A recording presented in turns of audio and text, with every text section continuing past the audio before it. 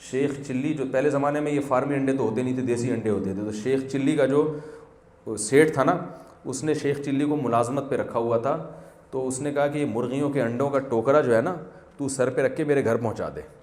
تو شیخ چلی نے وہ ٹوکرا سر پہ رکھا, اور اب جب گھر کی طرف جا رہا ہے تو ویژن چونکہ بہت بڑا تھا شیخ چلی کا نا, اس کو شیخ چلی اسی وجہ سے کہتے ہیں, تو اس نے سوچنا شروع کر دیا کہ یار میں یہ انڈوں کا ٹوکرا لے جا کے سیٹھ کے گھر میں رکھوں گا تو نتیجہ یہ نکلے گا کہ مجھے تھوڑا سا کمیشن مل جائے گا, تنخواہ مل جائے گی. یہ تو بہت چھوٹا ویژن ہوا نا, تو بڑا ویژن بناؤ.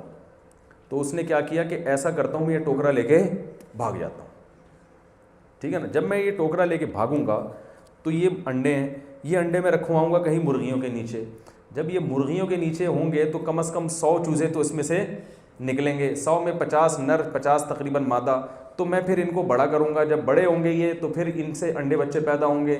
پھر یہ ہوتے ہوتے 5-6 سال میں میرا پورا پولٹری فارم ہو جائے گا. پھر جب پولٹری فارم ہوگا میرا تو وہ پھر میرے پاس پیسے آنا شروع ہو جائیں گے, گوشت بھی بکے گا, انڈوں کا کاروبار الگ ہوگا, پھر مجھے ملازم رکھنے پڑیں گے, پھر ایک پوری میری ایک جو ہے نا وہ بہت بڑے پیمانے پر میں ایکسپورٹ کرنا بھی شروع کر دوں گا. پھر جب دبا کے پیسہ آنا شروع ہوگا پھر بڑے کسی اچھی سی فیملی میں کروں گا شادی. اب یہ سوچتا ہوا جا رہا ہے, ویژن بہت بڑا ہے نا.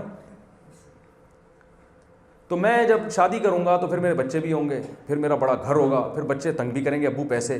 تو جب بچے پیسے مانگے میں کروں گا ہٹ دفعہ ہو یہاں سے. تو جب یوں کیا تو وہ سارا ٹوکرا نیچے آ کے گرا. تو وہ سیٹھ نے کہا کہ یار اگر تجھے کہیں ٹھوکر لگی ہوتی اور ٹوکرا گرا ہوتا تو بات سمجھ میں, تو نے تو خود یوں کر کے گرایا ہے, نکال پیسے. تو وہ شیخ چلی کہتا ہے کمبا تو اپنے انڈوں کو رو رہا ہے, میرا پورا خاندان تباہ ہو گیا.